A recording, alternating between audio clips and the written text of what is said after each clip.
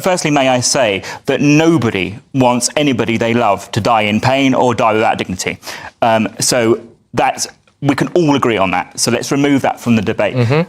Right now, in Britain today, we have a broken NHS, a threadbare social care system, and an inhumane benefits system, and all of which are the barrier to people living independently and living joyful lives, and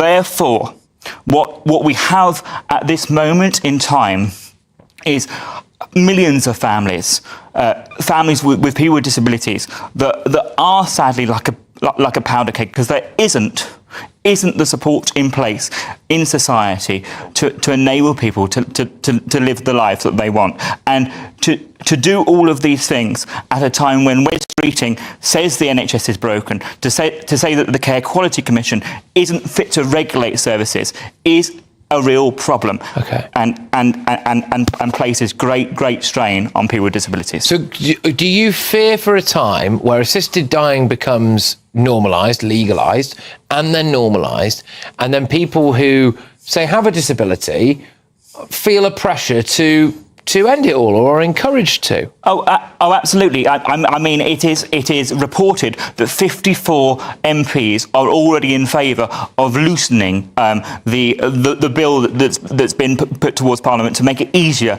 and to make euthanasia, assisted dying,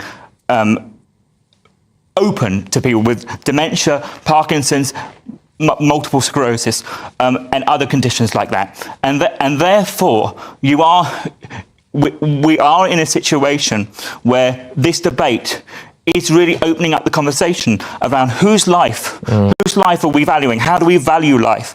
And are we truly able to build a society where people with disabilities can flourish?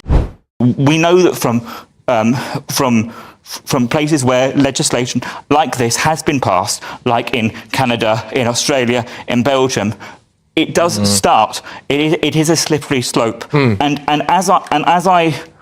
what I fear is this, if I may say so. Yeah. What I fear is that people in Westminster want to rush a bill through.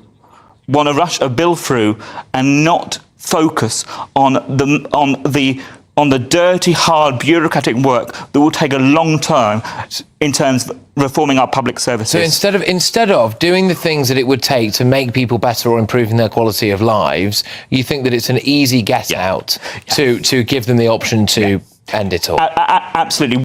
The debate around assisted dying is such that it is always seen to be the kind thing to do to enable somebody to end their life. But actually, you can be in the most traumatic situation in your life. You just had a diagnosis that you had never wished for, and you wouldn't treat anybody with that strain, with that mental health strain, in any other way in another context.